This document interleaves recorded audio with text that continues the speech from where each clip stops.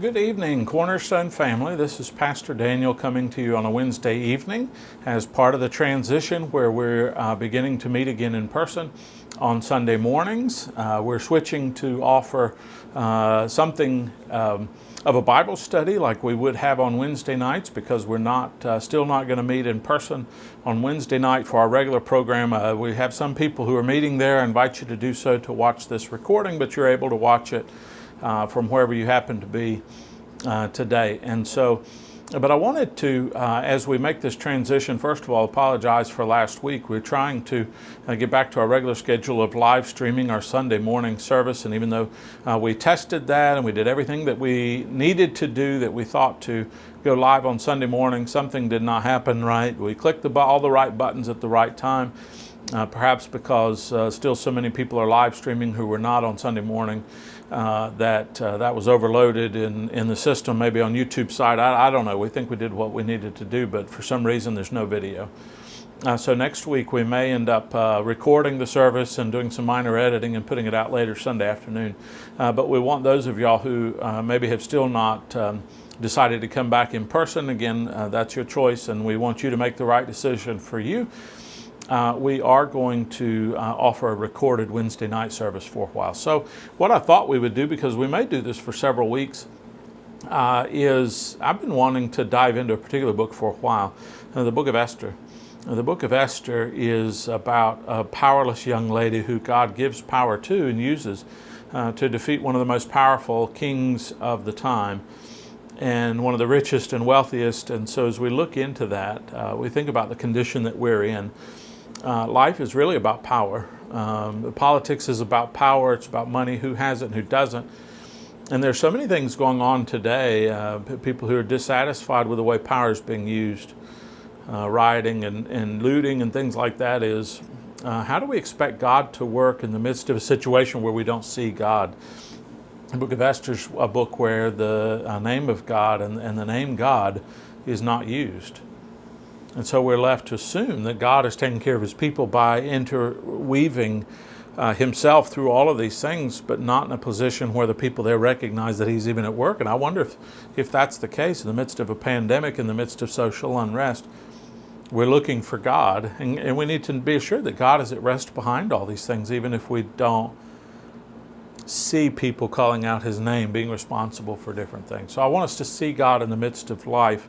And what better way to do that than to see God as he works in the Book of Esther through somebody who's powerless in her own right, an orphan at that time, somebody who didn't have parents take over, cousin has to, Mordecai, and the way that God uses her in that way. So we're going to dive in. I'm going to do things a little bit differently. I'm going to move the camera, set it up above my Bible, and so you'll be able to read along with me.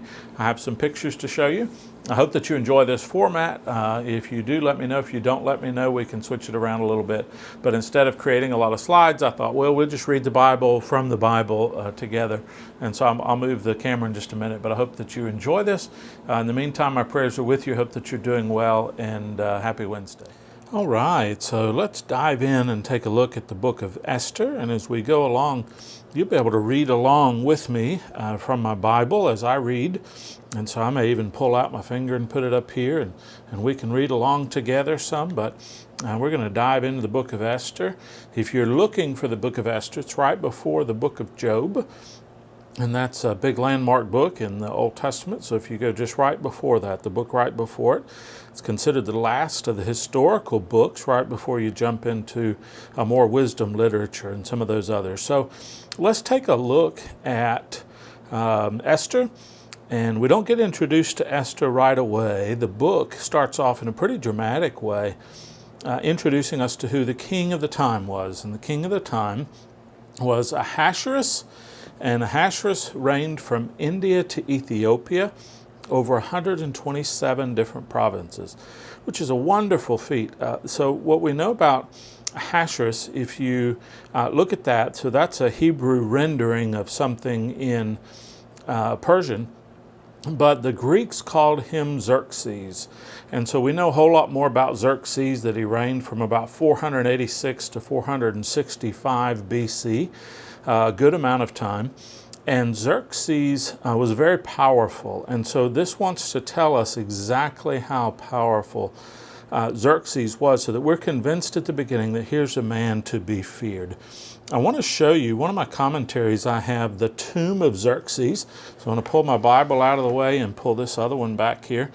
And I may have to focus a little bit, so stay with me a little bit. But this is the tomb of Xerxes. Very interesting to see something like that on the side of a wall, basically cut out. And so it gives you a little bit of the scale of that. A person with such a great tomb would have had a very great life, something to be honored for. And so as we look into the Book of Esther, we certainly see a lot of that is true. And so we're going to dive right back down in here just for a minute and read a few verses here. So let's see what the Book of Esther tells us about Xerxes. So he sat on the royal throne in Susa. Susa was an amazing province, an amazing place to have your capital. Actually, even though we just got back here, I want to show you a picture of Susa and one of those areas in which he would have lived. And so let's pull this one back, color again. I'm going to have to wide angle again to show you. But this is the dugout area of the area where he would have been. This one's a little bit harder to see because of the light in this room right above, but you can see an area that looks like a temple area, a gathering area. All the places like that would have been very interesting. And we have a mock-up here of what it would have been like in that time. What we see in the first picture are where they are able to uncover, the archaeologist, foundations of the building, but here would have been the building. And so just to give you an idea, these things are trees. And so if we kind of dive in a little bit there, you see those trees. That means a lot of scale. This would just have been the kingdom, the capital area where the king himself would have been. And so in a minute it'll talk about marble pillars, and you can see those there in the building on the left. So what we understand from this time, I'm going to dive right back in on this passage here so you can read it with me. In those days when Ahasuerus or Xerxes sat on the royal throne in Susa, the capital, in the 3rd year of his reign, he gave a feast for his officials and servants. What's the point of the feast? The point of the feast seems to be to show off, but let's look at all the things that he's showing off. So the army of the Persian Media and the nobles and the governors of the province were before him, while he showed the riches of his royal glory, the splendor and pomp of his greatness for many days, 180 days. So let's look at what's going on. He decides to throw a feast. This feast is so spectacular that it lasts for 180 days. Now that's just not saying that the food itself, you think of throwing a party, would have been that. But from the time that he started, a royal show of his glory and splendor and his pomp, his greatness for many days, lasted for 180 days. It took 180 days for this guy to show off how wealthy he was. It took 180 days for this guy to show how wealthy he was and how powerful. When they were accomplished, then the king gave for all the people in Susa, the capital city, the citadel, his citadel, both great and small, he threw a feast lasting for 7 days in the court of the garden of the king's palace. So if you're in that time period and you're in the desert and you have a palace, why wouldn't you have a garden? Because that's where you're going to get relief from the sun. He has his own citadel. He has this feast that he's throwing for everybody near and far. And here's some of the things that we see to show off just how valuable they were. There were white cotton curtains. Now white, in those days, you think about not necessarily having bleach. It took a lot. You think about getting cotton out of the ground, and it does have some white tendencies to it, but to get just bleached white, to be able to do cotton curtains like that was a feat, to not have them sort of kind of off-white or dingy. Violet or purple in that way was one of the difficult, in addition to scarlet red, one of the difficult dyes to get right early. And so those two colors in particular, whitest of white and the deepest of purples, would have shown off just how much you could afford So those were hanging, fastened with cords of fine linen, purple to silver rods, marble pillars, which we looked at just a minute ago, and couches of gold and silver. And I don't know where you sit when you go home. My couch is not gold-plated or silver-plated, but these were not either. We see other historical records referring to when these were actually pilfered when the Persian Empire fell. And what happened is they were stolen, and the description of those is not that they were gold-plated or silver-plated couches, but that they were actually solid gold and solid silver couches. They had a mosaic pavement, had marble, mother of pearl, precious stones, all kinds of things in it, things that I can't pronounce, so I skip them. The drinks were served in golden vessels, other vessels of different kind, and we see in one of the commentaries I have, one of the golden bowls of that time, and I want to show you a picture of that because I think it's really fascinating to see the kind of things that they would have been drinking from. This was a bowl or something to you might have had that you could drink from, and here's the I need to back up a little bit, but there's a picture of that. So how would you like to grab your hands around that and that be your beverage container for the evening? If your host were showing off and you walked in and they handed you one of those and that's what you were going to drink your beverages from that evening, that's really pretty impressive. And so this is all about Xerxes. This is all about Ahasuerus the king, trying to show everybody just in fact how powerful he is. As we get back in, what we want to know is who was this guy? And it said that, number one, he was able to give everybody, they served wine, he was able to give it without compulsion. I mean, as long as you kept drinking, he kept serving. And he, as a result, you can imagine people were in a particular mood when all of that happened. And so he began to show off in other ways. Queen Vashti, we get introduced to her in verse 9. Queen Vashti was given a feast for the women in the palace that belonged to King Ahasuerus or King Xerxes. And so, but he wanted to show everybody just how beautiful his wife was. So in the midst of being merry with wine, it says, he commanded the people that were in charge of him, and you can read this whole story. We're going to skip a little bit, but to bring Queen Vashti to him with her royal crown to show all the people how beautiful she was. So here's a guy who's very powerful, very rich in what we know about money then, we know about money now. Powers held by those who have a lot of money. They wield influence. But we also see a very vain man, person with a lot of pride. And so Queen Vashti, he wants to come in and show off her royal crown and her beauty, but she's at her own party. And so she decides, no, she's enjoying herself. She doesn't want to go and be shown off. And so she says no. And we're going to skip around a little bit. And we're going to jump up here to around verse 19.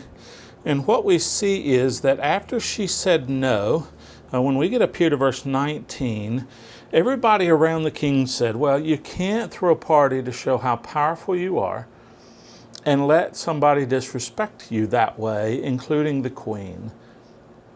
So the queen had been very disrespectful, and this is what they gave advice to her to say, to him to say to her. If it please the king, let a royal decree go out from him, and let it be written among all the laws of the Persians and the Medes, so that it may not be repealed, that Vashti will never again come before King Ahasuerus. Let the king give her royal position to somebody who's better than she. What do they mean by that? Well, they mean somebody who's more obedient. If you read the whole chapter, one of the reasons they don't want Vashti to be forgiven is because if she disrespects the king, what if every woman starts disrespecting every husband, especially the noble women of that time? It mentions that specifically. So he's to cast her out and pick another, and this is how we get Esther onto the scene.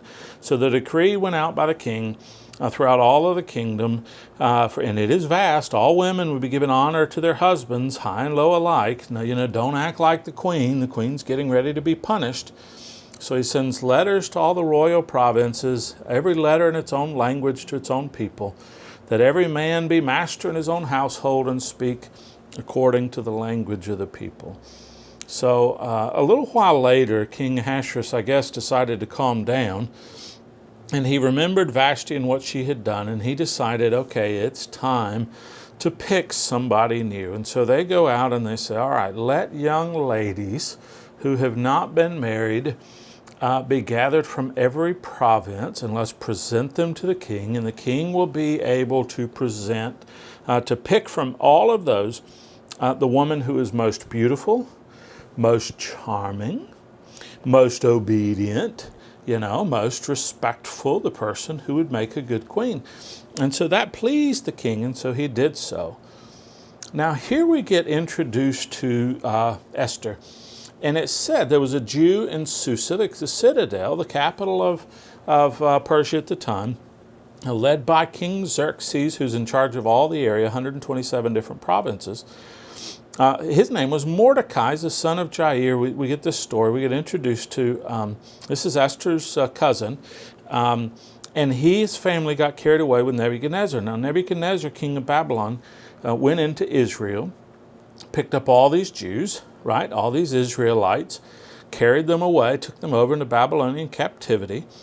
We're not dealing with Nebuchadnezzar. We're not dealing with Babylon, because King Cyrus, the Persian, defeated Nebuchadnezzar, defeated the Babylonian Empire. And so all of the exiles during that time stayed exiles, but under a different master. So instead of Babylonians, now it's the Persians. And Cyrus was good for a lot of people. Cyrus was able to send a lot of people home. He told people after being in captivity for almost 50 years that they could return to their homeland. The problem is their homeland had been so looted and destroyed, fields sown with salt, things like that, that there wasn't much to go home to. So a lot of people decided to stay there, but they were still subjugated. They were still exiles. They didn't belong. Right? And so you have this powerful man on one side. Chapter 2 introduces us to this nobody named Mordecai. And through Mordecai, we get introduced to Mordecai's young cousin, who he's keeping track of. And what we see is she is so much less powerful than Mordecai. So we see powerful King Xerxes. We see exactly how powerful he is on every level. Then we get introduced to this exile. He's a portrait of powerlessness, one person said. Esther and Mordecai both are exiles. Their families carried away. They lived at the mercy of the Persian Empire. As you can tell, sometimes exiles in a land, immigrants in a land, don't get treated with great hospitality. Many, even if they've been there for 50 years, are not given the same respect as people who've been there longer. And so what you see is Mordecai, and one of the stories that we know about Mordecai is he interrupts a scheme to assassinate the king. Even then he can't get everybody's attention. Even then he's kind of forgotten. They take the point, but they don't take him. And what we see through Mordecai is that Mordecai has been asked to raise Hadassah in verse 7 right here. That is Esther. So Hadassah would be the Jewish name, and Esther would be what she would be called during that time in Persia. And that's the daughter of his uncle. So they're cousins, right? Mordecai and Esther are cousins. But this is why he was asked to raise her. She had neither father nor mother. So here's a young woman who doesn't have a father or mother. They're not alive, right? She's in captivity. She's in exile. She's a lady during this time that the king has chosen in some way to punish all the ladies because of the behavior of one, okay? Making sure that they're all being subjugated, making sure that they're all obeying. And here's this lady, and she's going to rise in prominence in the empire. Why would she rise in prominence in the empire? Because the people of God are in trouble. We'll read more about that. We're not going to cover the whole book in one day. But God is going to show power through, in many ways, the most powerless of powerless, the portrait of powerless. What she has are two things, and we'll introduce her in those two things, and then we'll pause for the day and talk about other things next week. But he was bringing her up, and it says here, the young woman had a beautiful figure, so she was lovely to look at. And that's one of the things that she uses to an advantage. You can say, Pastor, it shouldn't be about somebody's looks. Well, in those times, it was about somebody's looks. And what she said is, okay, I'm willing to use whatever it is that I have for the good of my people. And so she used her beauty. She rose in prominence in part because of her beauty. She was able to please.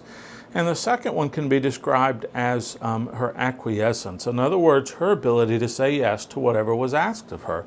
Her flexibility in some way, shape, or form. And so what we see with Esther is when she was told, this is what you need to bring before the king, she said, okay, that's what I'll bring before the king. When she was told by her cousin, Mordecai, this is what you need to do in this order, she did it. Everything she has to do, hey, you need to go before the king and try to impress the king when all these other people, it's kind of a beauty pageant, but much more creepy. You need to do all of that. You need to do all of that. In some ways, by obeying these other people, she was showing obedience to God. And we see that kind of quality in Jesus, right? Jesus said, don't resist the one who's evil, but if anyone hits you on your right cheek, then turn to the other. That's a submission that he's talking about. How else do we say that our King, Jesus, died on a cross, if not acquiescence, submission, if not the ability to obey? And so she was blessed with that. The poor in spirit, blessed are those who are poor in spirit, for they will receive the kingdom of heaven. Wow. So we have somebody who's powerless standing against somebody who's powerful. We have a people who are in trouble, and they're going to be saved by perhaps the most powerless. We see God at work in the midst of the book of Esther, but God is never mentioned in the book of Esther. The one book in all the Bible where the word God is not used, where God is not referenced. But the idea is that it's undeniable. God doesn't need to be used. And so it's an interesting story. This part of the book of the Bible was written in Hebrew because the children of Israel spoke Hebrew during that time. Around the time of Jesus, so we have a book translated into Greek called the Septuagint, which was the Hebrew Old Testament. When those translators translated everything into the Septuagint, the Greek version of the Hebrew Bible, they couldn't stand that the book of Esther didn't mention God.